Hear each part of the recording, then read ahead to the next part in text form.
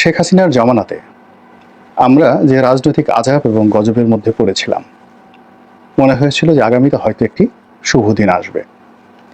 কিন্তু প্রকৃতির যে নির্মম পরিহাস, সেই নির্মম পরিহাসে শেখ হাসিনার জমানার চাইতে এখন আপনার কাছে কোন বিষয়টি খুব বেশি উত্তম বলে মনে হচ্ছে আর কোন বিষয়টি নির্মম এবং নিষ্ঠুর বলে মনে হচ্ছে, এই জিনিসগুলোর একটা সমীকরণ দাঁড় করিয়ে দেখুন।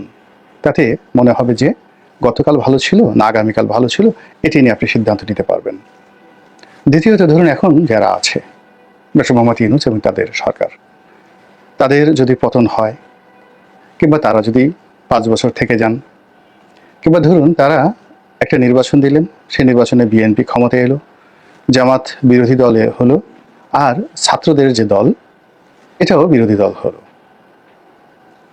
তারেক রহমান সাহেব প্রধানমন্ত্রী হলেন, বেগম জিয়া রাষ্ট্রপতি হলেন, লুৎফুজ্জামান বাবর এখানে স্বরাষ্ট্রমন্ত্রী হলেন, তারপরে আমির খুশরো মাহমুদ চৌধুরী বাণিজ্যমন্ত্রী হলেন, মির্জা আব্বাস সাহেব গৃহায়ন ও গণপূর্ত মন্ত্রী হলেন আগে যেভাবে হয়েছে, আর মির্জা ফখরুল ইসলাম আলমগীর এলজিআরডি মিনিস্টার হলেন। আপনার কাছে মনে হয় কি যে এখন যা চলছে তার সাথে পরিস্থিতি ভালো হবে না মন্দ হবে? মূল যে বিষয়গুলো সেটি হলো যে আমরা কোনো অবস্থাতেই একটা সহজ সরল সমীকরণ খুঁজে পাচ্ছি না। পবিত্র আমাকে সহজ সরল পথ দান করো।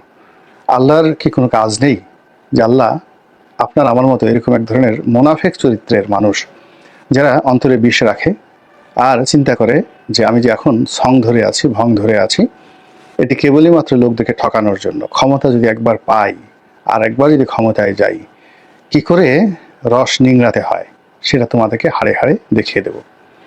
এখন আপনি যদি ঢাকা শহরের যে ময়লার ভাগাড়গুলো রয়েছে, অথবা ঢাকা শহরে ফুটপাতগুলো রয়েছে, তো যেটা বলছিলাম যে রাজনীতিতে যদি পরিবর্তন আনতে হয়, শুধু রাজনীতি নয়, সমাজের যে কোনো জায়গাতে, সেখানে ভালো মানুষ হতে হবে, সৎ মানুষ হতে হবে। সৎ এবং ভালো মানুষের প্রথম নমুনা হলো তারা নিজের ঘরের আপনজন যারা রয়েছেন, বাড়ির কাজের লোক, বুয়া, নিজের স্ত্রী, সন্তান, সন্ততি, আত্মীয় স্বজন, তাদের সবার হক তিনি আদায় করেন।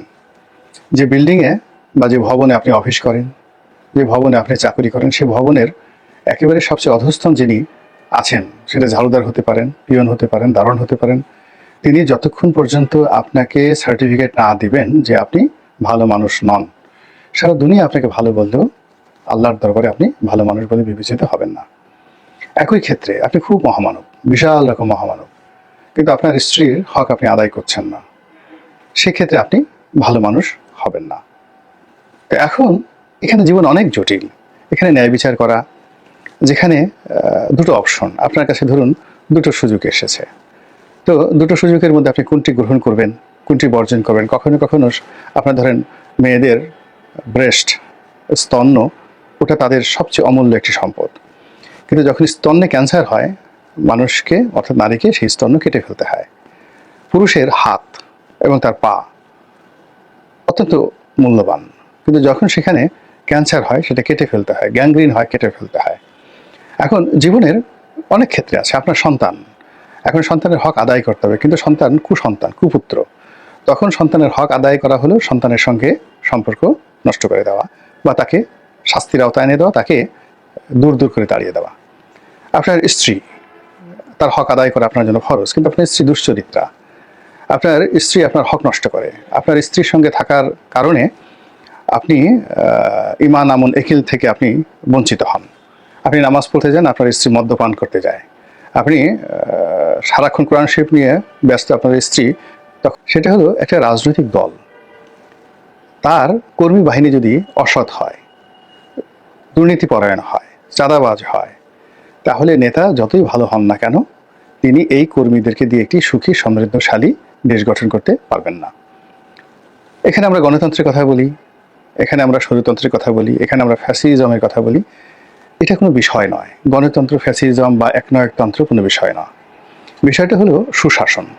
পৃথিবীর যত বড় বড় সুশাসক, তারা কেউ গণতান্ত্রিক ছিলেন না, কেউ গণতান্ত্রিক ছিলেন। সম্রাট আকবরের একটা সিনেমা আকবর যোধাবাই, সেটা রিলিজ হয়েছে, খুব সুপারহিট সিনেমা।